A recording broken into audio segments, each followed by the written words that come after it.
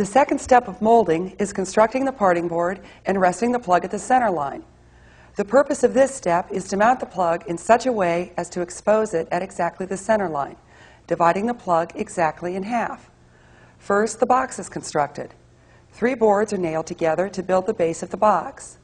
The box must be taller than half of the plug, as you will see when the parting board is mounted. To make the parting board, Dennis traces the outline of the cowl on a piece of masonite. He then cuts out the shape. A good cut makes it easier to mount the plug, but slightly too large is better than slightly too small because it is possible to fill in the gaps between the plug and the board with clay. Next, Dennis waxes the plug and the board 4 times. He uses the number 11 mold release wax, which is a carnauba wax specially designed for mold release applications. Each coat is allowed to haze, is buffed off, and then is left alone for 1 hour before applying the next coat. After all 4 coats of wax have been applied, the plug is ready to be mounted in the parting board. Dennis draws the center line on the plug with a magic marker. This way he can visually verify that the plug is resting properly.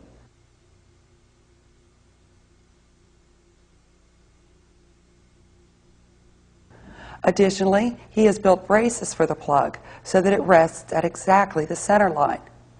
Now, exactly half of the plug is exposed, which is necessary for construction of the mold. Next, the gaps around the plug need to be filled in.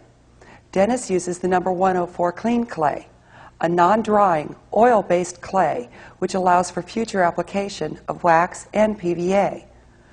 Compatibility of all molding clays and mold release agents is very important. Now once I get the clay all pushed down into the gap, I take the stick and I push firmly down and flush to the parting board and wipe up all the excess. As you can see, it comes off and makes a nice clean corner from the parting board to the plug, which is actually going to be our mold edge. And now the mold, or the plug, is completely clayed, and the crack and the gap are completely sealed with a nice clean corner, and the mold is ready to be waxed again. The entire surface is then waxed a final time, including the clay and the board. It is necessary to wax over the clay before applying the PVA. Be careful not to change the position of the plug in the parting board.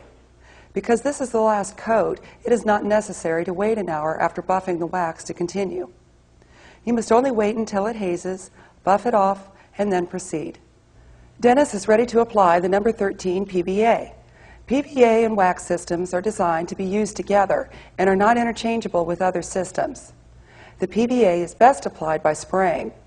Dennis uses a Prevol sprayer, which allows a fine mist to be sprayed.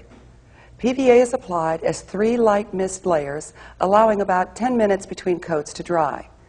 Excess PVA can cause problems in the surface coat, so it is important to apply the PVA as a light mist. After the 3rd layer of PVA has dried, it is necessary to wait 2 to 3 hours before proceeding. After this time, the process of constructing the mold can begin. Do not proceed if the PVA has not dried.